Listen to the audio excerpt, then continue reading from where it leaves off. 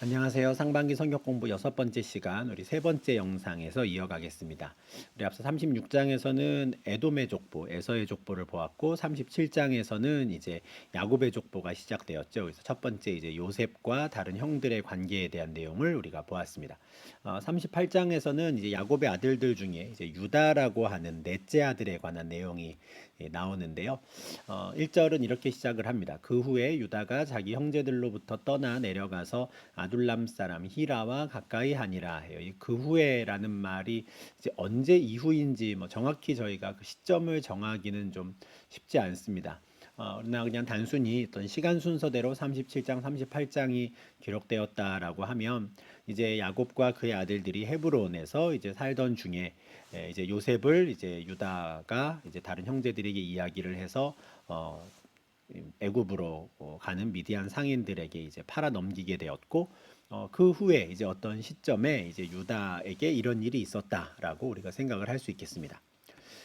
유다가 자기 형제들로부터 떠났다는 거예요. 그러니까 원래는 헤브론에서 아버지와 또 다른 형제들과 같이 이제 살고 있었죠. 근데 떠나서 어디로 갔냐면 이제 아마도 아둘람으로 간 것 같아요. 이제 약간 북쪽으로 떠나간 거죠. 그곳에서 이제 히라라는 사람을 만나서 이제 친구가 되었다는 겁니다. 아둘람 사람 히라와 가까이 했다는 거죠. 근데 자기 형제들로부터 떠나서 이제 그 동네, 그 지역에 살던 아둘람 사람이랑 가까워졌다라는 것은 유다가 이제 약간 좀 언약의 바운더리를 좀 벗어났나? 약간 이런 느낌도 좀 드는 표현이에요.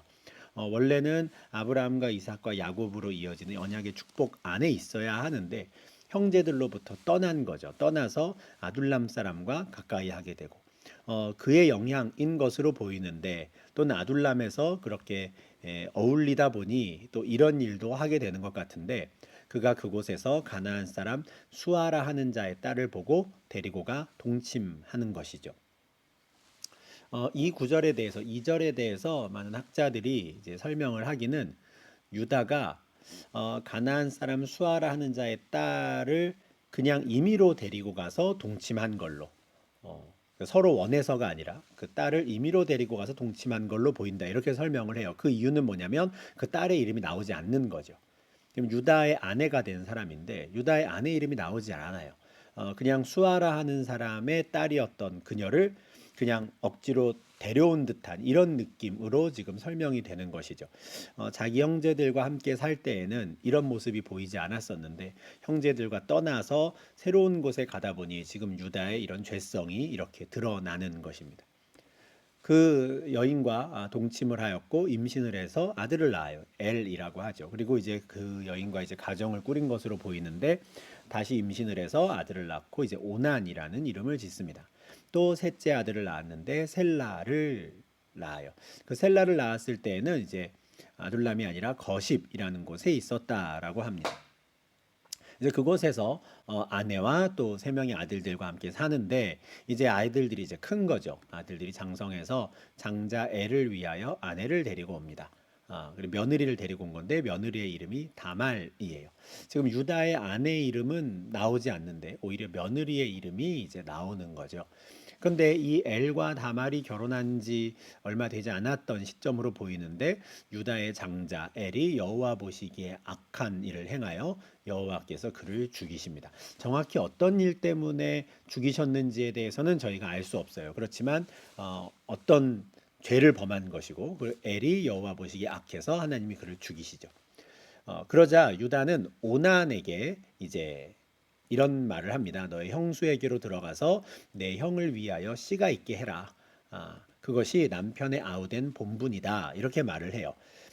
이 맥락을 좀 이해를 하려면 우리가 계대 결혼이라고 하는 이런 그 당시의 문화, 나중에 이제 율법으로도 들어가게 되는 것이죠.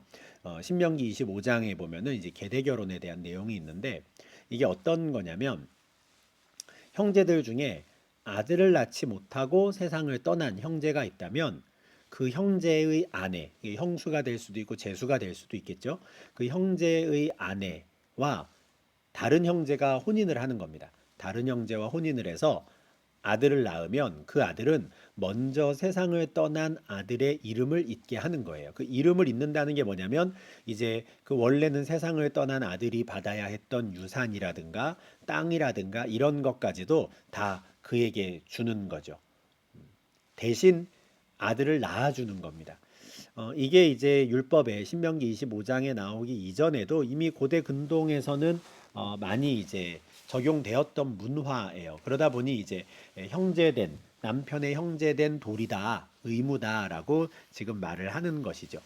율법에서도 신명기 25장 5절에서도 그런 표현이 나옵니다. 남편의 형제된 의무라고 하는 이 표현이 나오잖아요. 그래서 이게 그 당시에 잘 받아들여졌던 건데 이 형제된 의무에 하나님께서는 한 가지 더 신학적인 의미를 부여하십니다. 그게 이거죠. 그 여인이 낳은 첫 아들이 그 죽은 형제의 이름을 잊게 해서 그 이름이 이스라엘 중에서 끊어지지 않게 해라 하는 거예요. 그러니까 하나님의 백성들의 이름이 사라지지 않도록 특별히 이제 나중에 가나안 땅에 들어가 가지고는 지파별로 가족별로 분배를 받을 거예요. 제비를 뽑아서. 그런데 그 가족별로 분배받은 그 땅이 대대로 그 자손에게 전해져야 됩니다. 근데 만약에 유업을 받을, 유산을 받을 후손이 없이 세상을 떠난 사람이 있다면 그럼 그 사람의 몫으로 분배받은 땅은 사라져 버리게 되는 거죠. 다른 사람들이 이래저래 가져가 버릴 겁니다. 근데 분명히 하나님께서는 땅의 경계표를 옮기지 말라 하셨고요. 그러니 그 땅은 반드시 그 상속을 받을 사람이 있어야 되는 거죠. 정식으로 상속받을 사람이. 그것이 바로 이 계대 결혼을 통하여 아들을 낳으면 그 아들을 먼저 세상을 떠난 형제의 이름을 잊게 하는 것. 그걸 통해서 하나님께 분배받은 기업이 사라지지 않도록 그 이름이 사라지지 않도록 하는 것이 되는 겁니다. 이게 바로 이제 오난에게 지금 유다가 말한 거예요. 우리가 이와 같은 계대 결혼이 가장 잘 드러나는 장면을 이제 룻기에서 찾을 수가 있죠. 뭐 룻기의 내용을 잘 아시겠지만 룻이 이제 어머니 나오미와 함께 모압 지방에서 이제 다시 돌아왔을 때 이미 그 엘리멜렉을 비롯한 자기 그 가문의 모든 재산은 사라져 있는 상태였어요. 그걸 다 정리하고 갔었으니까요. 그런데 보아스가 이제 자기가 그 죽은 자의 기업을 이을 수 있도록 기업 물을 자가 되겠다라고 나서게 되는 것이죠. 보아스는 원래 그 일을 하지 않아도 되는 사람이었지만 기꺼이 그 일을 위해서 나서는 겁니다. 하지 않아도 되는 사랑 이내 헤세드의 사랑을 보여준 사람인데 이 보아스가 기꺼이 룻을 아내로 맞이해서 그 죽은 자의 기업을 그의 이름으로 세우겠다는 거예요. 무슨 말이냐면 룻이 처음 낳은 아들을 내 아들로 여기지 않고 먼저 세상을 떠난 그 룻의 시아버지 또 룻의 남편의 이름을 잇는 자가 되게 하겠다.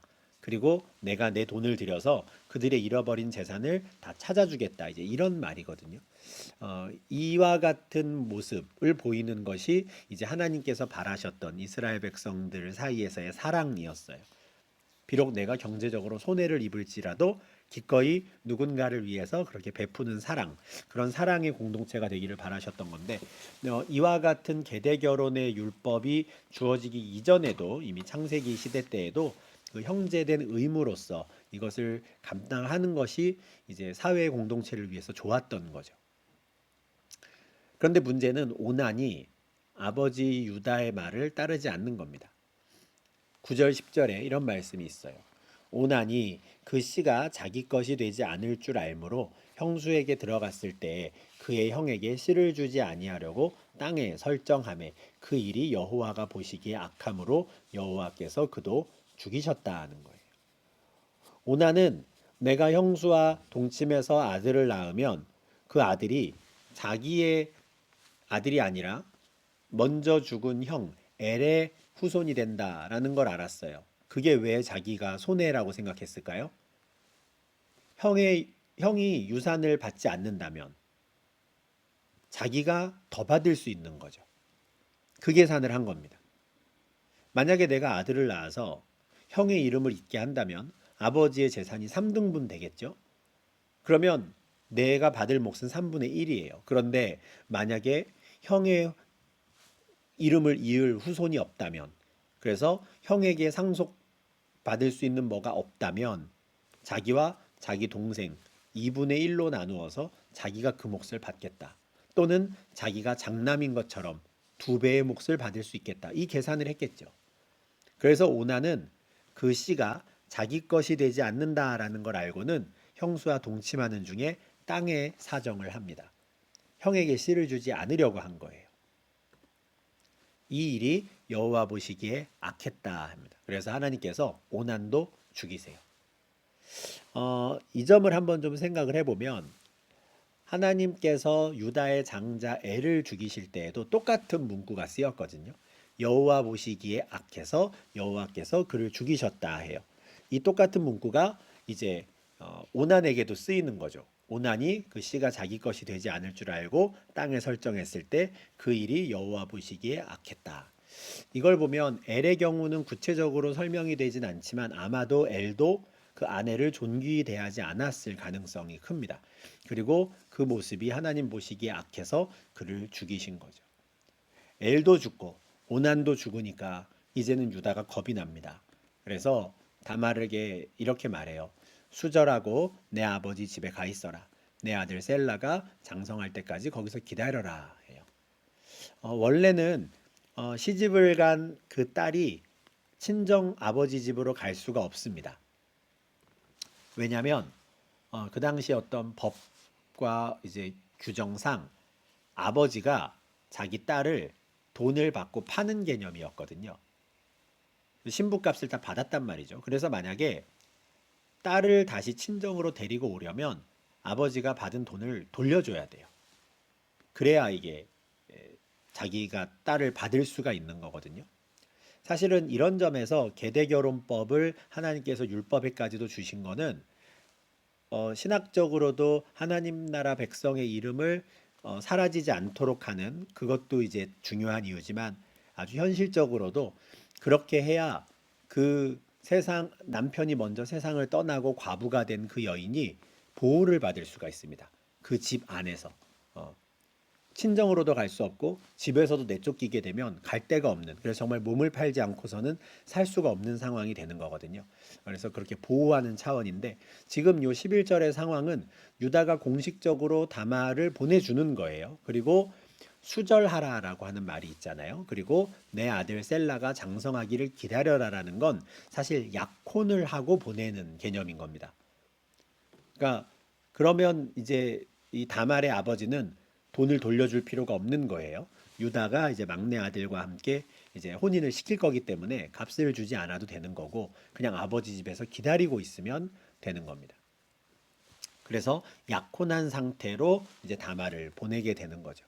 그런데 솔직히 말하면 유다는 이 다말과 셀라를 결혼시킬 마음이 없었어요.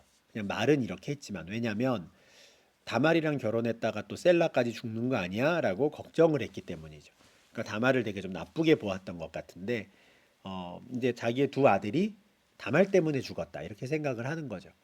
그래서 셀라도 죽을까 봐 염려해서 저렇게 셀라가 장성할 때까지만 기다려라고 말하고 보낸 거죠. 다말은 이제 시아버지가 하는 말을 들을 수밖에 없습니다. 그래서 다말이 가서 이제 그의 아버지 집에 기다려요.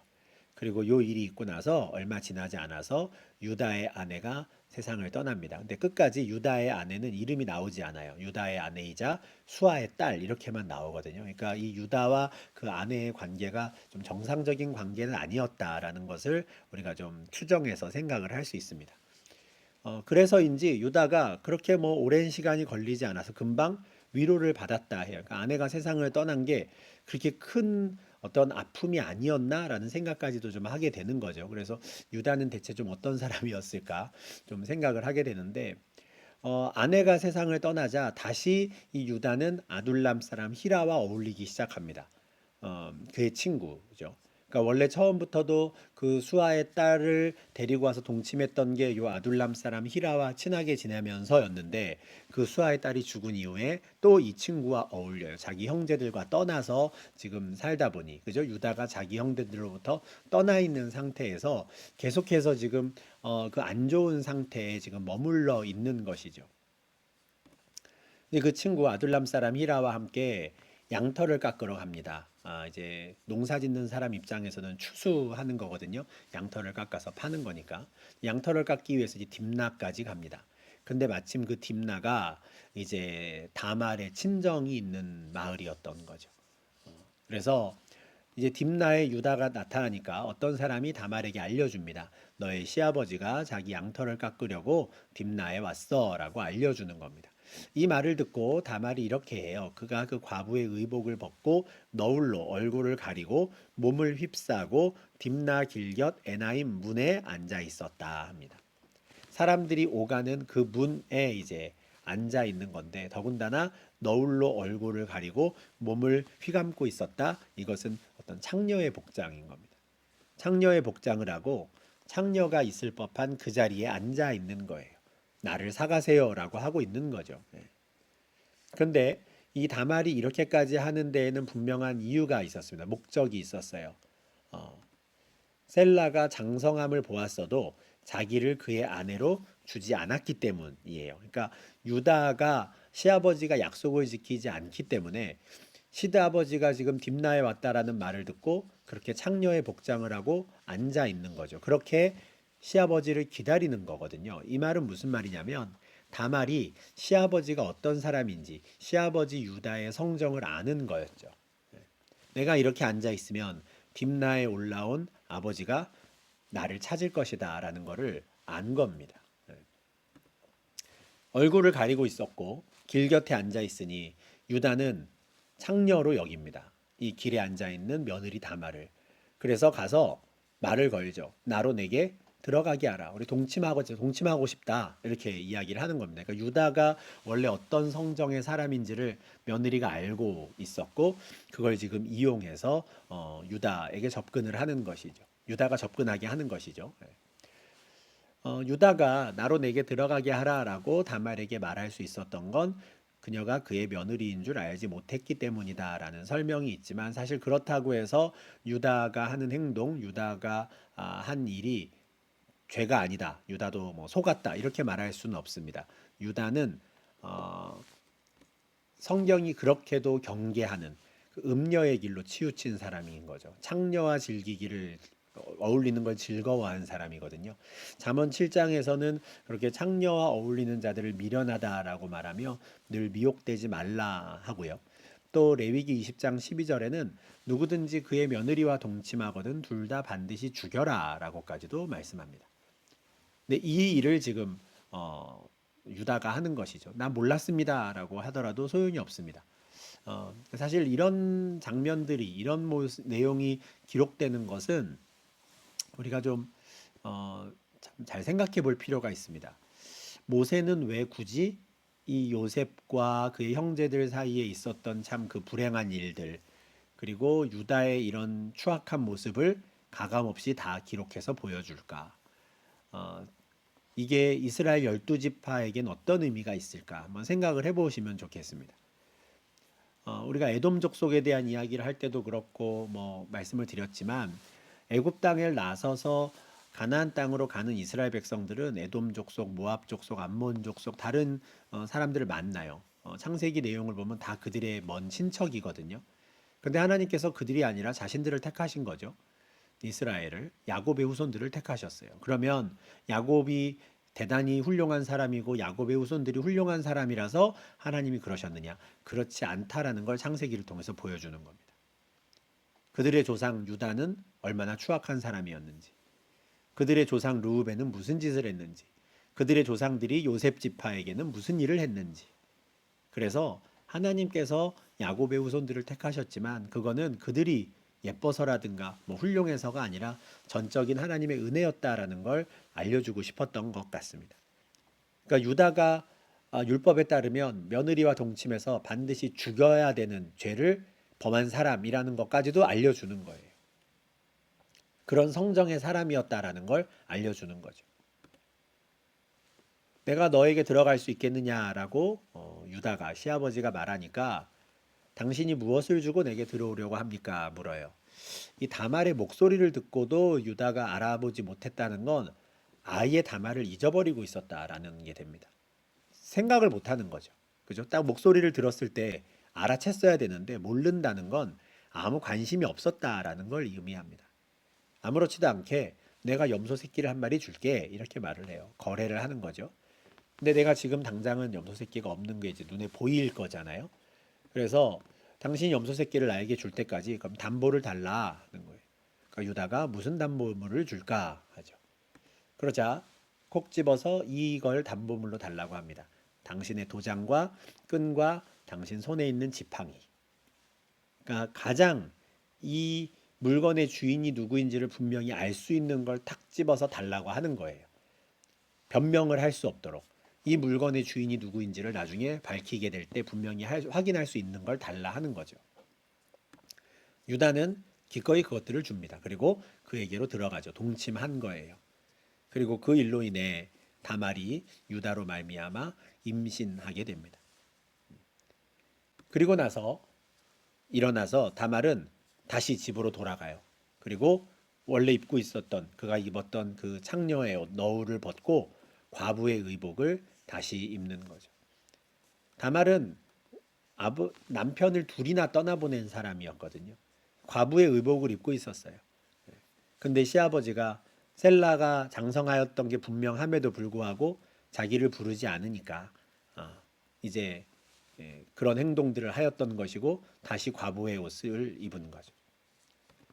나중에 유다는 자기 친구 아둘람 사람 히라에게 부탁을 해서 염소 새끼를 갖다 주라고 합니다. 아마도 자기가 그 창녀와 잠자리를 한 것이 그래도 뭐 양심상 부끄러웠는지 직접 가지 않고 친구를 보내요. 그래서 담보물을 좀 찾아와라 하죠. 그런데 이 아둘람 사람이 그곳에 가서 아무리 찾아도 여인이 없는 거예요.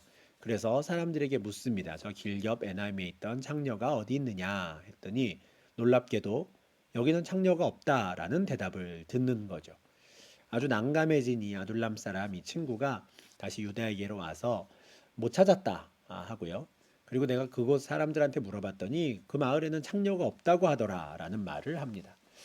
유다 입장에서는 좀 당황스러웠을 거예요. 그러면은 그 사람은 누구지? 어떻게 하지? 좀 당황스러웠을 텐데, 야, 그러면 그냥 일단 두자. 그리고 그것을 가지게 해라. 괜히 이렇게 막 찾다가 우리가 부끄러움을 당할까 한다. 그러니까 창녀와 잠자리를 한 것이 부끄러운 일인 줄 아는 겁니다. 그래서 이걸 그냥 괜히 막 들춰내지 말고 그냥 지나가자 하는 거예요. 우리가 염소새끼까지 보냈는데 찾지 못했으니까 어쩔 수 없지 하는 겁니다. 그리고 석 달이 지납니다. 석 달쯤 지나니까 이제 다말이 임신했다는 게 드러나는 거예요. 뭐 입덧을 하기도 했을 것이고요. 그래서 어떤 사람이 유다한테 가서 알려줍니다. 너의 며느리 다말이 임신했다. 근데 어떻게 임신했을까? 당연히 행음한 거다. 이게 전제하는 거죠. 다말이 행음했고 행음해서 임신했다. 왜냐하면 지금 다말은 과부의 옷을 입고 있는 상태였고 또 이제는 시아버지가 약속을 한 대로 마치 약혼한 것과 같이 해서 지금 와 있던 상태였는데 그 약혼한 상태로 이제 다른 누군가와 잠자리를 했다, 동침했다, 이거는 행음한 거거든요. 그래서 이 소식을 들어요. 이 소식을 듣고 유다가 당장 그를 끌어내서 불살라라 합니다.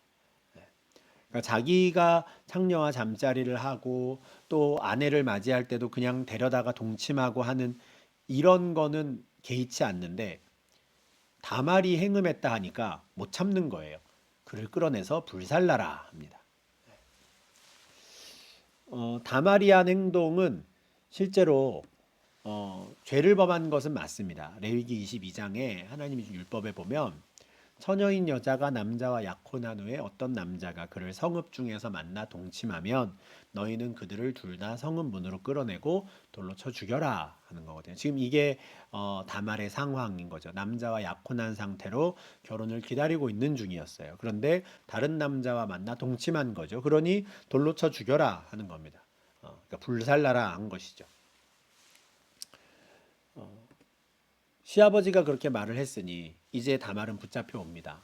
그래서 그 다말이 끌려 나갈 때 이제 시아버지한테 한번 부탁을 해요. 내가 이 물건 임자로 말미암아 임신했는데 한번 좀 확인해 보십시오. 이 도장과 그 끈과 지팡이가 누구의 것입니까? 도장과 끈과 지팡이는 주인이 누구인지를 명확히 가리킵니다. 변명할 수가 없어요. 유다가 그것을 알아보죠. 26절 말씀입니다. 유다가 그것들을 알아보고 이르되 그는 나보다 옳도다. 내가 그를 내 아들 셀라에게 주지 아니하였음이로다 하고 다시는 그를 가까이 하지 아니하였더라. 인정하는 거죠. 알아보고 그는 나보다 옳다. 참 이 다른 아들들도 마찬가지인데요. 참 바닥을 쳤다가 다시 또 회복되기도 하고 바닥을 쳤다가 회복돼 이런 모습이 보여요. 유다가 지금까지 보여준 태도는 참 난폭하고 또 좀 포악하고 좀 이기적인 사람으로 38장에 나왔는데 또 26절에서 이 결정적인 순간에는 자기가 나빴다, 내가 잘못했다라는 걸 인정을 또 하거든요. 그리고 다말이 옳다 해요. 당장 내가 그녀를 불살라라라고 했지만 아니다. 내가 잘못했다 하는 거죠. 내가 내 아들 셀라를 그녀에게 주지 않았기 때문이다 해요. 그리고 다시는 그를 가까이 하지 않습니다. 그러니까 굉장히 또 비극적으로 가정이 깨지게 되는 거죠. 그나마 유다가 이 마지막 순간에 자기가 잘못했던 것을 인정한 것, 이것은 그나마 참 다행이다. 그래도 생각이 듭니다. 이렇게 해서 유다와 다말의 관계는 이제 정리가 되었고요. 이제 다말은 이제 임신한 상태로 있다가 해산할 때가 되었어요. 근데 해산을 할 때 보니까 쌍둥이인 거죠. 쌍둥이인데 한참 이제 진통이 와서 해산하는 상황에서 손이 먼저 쑥 나온 거예요. 손이 쑥 나오니까 산파가 아주 센스 있게 홍색 실을 가져다가 그 손에다가 얼른 묶었어요. 얘가 먼저 어쨌든 나왔으니 얘가 형이다 하는 거죠. 근데 그 손이 쑥 들어가더니 나중에 아우가 나오는 겁니다. 손에 끈이 없는 애가 먼저 나온 거죠. 아우가 나왔어요. 그래서 산파가 너가 어찌하여 터트리고 나왔느냐, 너가 어떻게 이렇게 급하게 형보다 먼저 나왔느냐 하고 베레스라고 불렀어요. 나오긴 먼저 나왔지만 그래도 손이 먼저 나왔던 형이 있으니 이 사람이 이제 얘 아이가 아유 너 어쩌자고 이랬니? 라고 하며 베레스라고 이름이 붙였고 나중에 나온 아이가 세라라고 불립니다. 나중에 나왔지만 손에 이제 홍색 실이 있었기 때문에 이제 형이 된 것이죠. 세라가 됩니다. 이 베레스와 세라는 참 비극적으로 잉태된 아이들이죠. 그죠? 시아버지와 며느리, 율법에 따르면 돌로 쳐 죽임 당해야 마땅한 사람들이 낳은 아이들이에요. 근데 참 하나님의 섭리가 참 신비로운 게 바로 이 베레스와 세라, 특별히 베레스가 이제 다윗의 가문 또 예수 그리스도의 가문을 말할 때 족보에 등장하게 되는 것이죠. 참 하나님의 섭리가 참 놀라운데 마태복음 1장 2절부터 6절까지 쭉 이어지는 족보를 보면 야곱은 유다와 그의 형제들을 낳고 유다는 다말에게서 베레스와 세라를 낳았다 해요. 유다가 시아버지가 며느리 다말에게서 아들들을 낳았어. 이게 참 메시아의 족보 마태복음에 들어가는데 이 중에서도 세라가 아니라 베레스. 이때도 이제 둘째죠. 둘째인 베레스의 이 후손 중에 다윗 왕이 나오고요. 또 그 다윗 왕의 후손들 중에 예수 그리스도가 나오게 됩니다. 참 이와 같은 하나님의 섭리를 우리가 어떻게 헤아릴 수 있겠습니까? 그런데 분명한 것은 앞서도 말씀드렸지만 하나님께서 사용하신 하나님의 사람들은 그 사람들이 대단히 훌륭한 사람이거나 완전한 사람이기 때문이라서가 아니었다라는 걸 꼭 기억하시면 좋겠어요. 우리가 36, 37, 38장 보지만 좀 하나님께서 일반적으로 베풀어 주시는 모든 이들에게 베풀어 주시는 은혜가 분명히 있고요.